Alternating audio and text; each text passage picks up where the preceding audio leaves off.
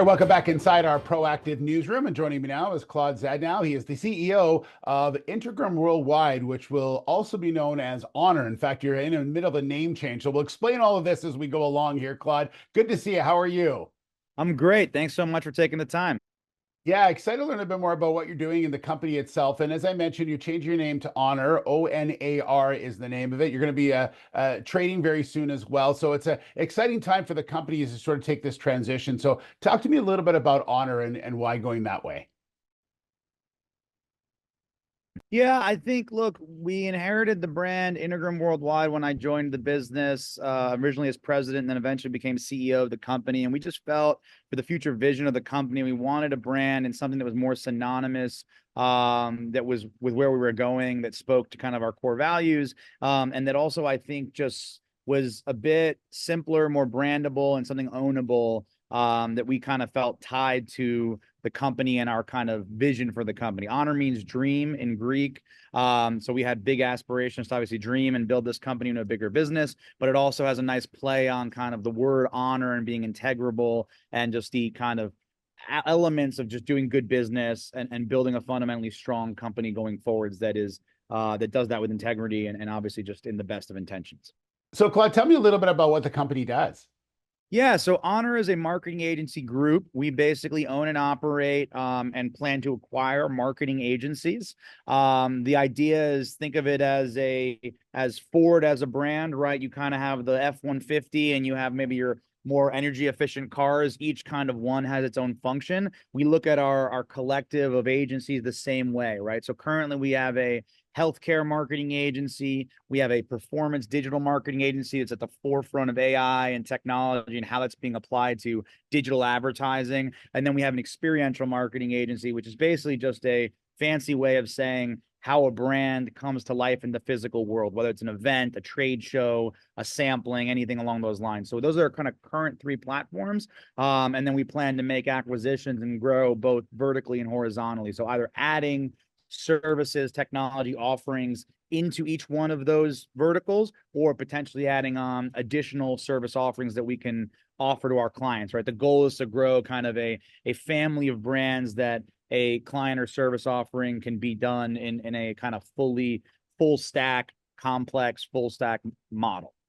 Yeah, Claude, there's a lot of companies that offer the type of service, but they're offering a one-stop shop for everybody. It sounds like you're more trying to focus in on the vertical and the brand itself to really put the attention where it should be. Is that accurate in what I'm saying here? Yeah, I think that's right. I think, look, holistically, obviously the gamut is large. You look at big publicly traded companies like WBP and Omnicom, and they've been at this for many, many years. Our focus is much more just generally building a solution that serves the middle market, right? Companies doing, call it 10 to $1 billion in revenue, where we can kind of work directly with decision makers and give them kind of highly specialized solutions that are, in our opinion, at the bleeding edge of kind of what's happening in AI, what's happening in technology, what's happening in marketing, and do it in a much more agile and tailored sort of way.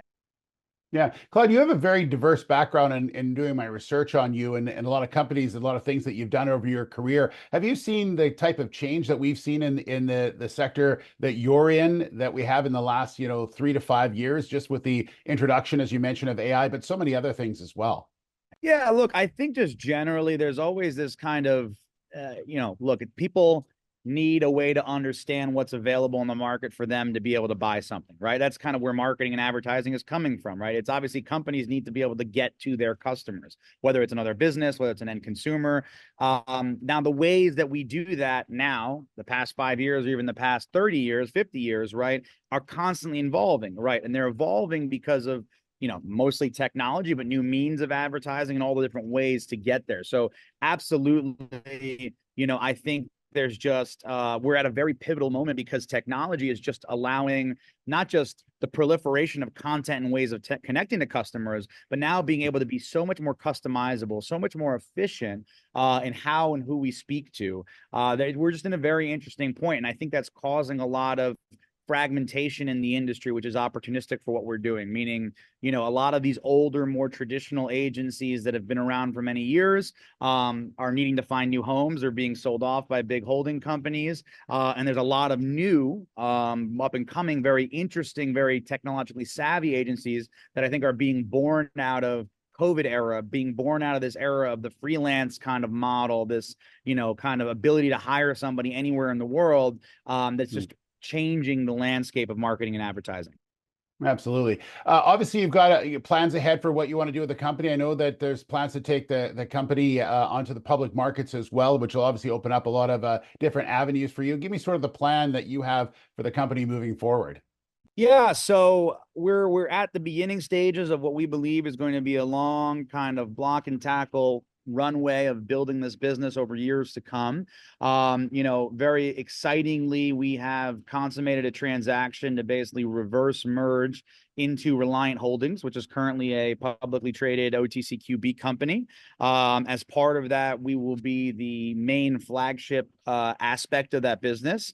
And our hope is really being able to leverage the public markets from the ability to kind of honestly create opportunity for the companies that we acquire as we go forwards, right? We all know where the cost of capital is right now in the world, right? And we know that that's also created a huge compression of multiples around businesses, especially in our sector, right? And we believe there's a lot of good companies out there maybe sitting on the sidelines who are growing, who have an opportunity to be part of something bigger. And our hope is by being a publicly traded company, by kind of having the credibility that's associated with that, and also by being able to have them be part of the success as a public company is going to be fundamental for our path forward and the acquisitions we're going to make and everything we're going to do going forwards.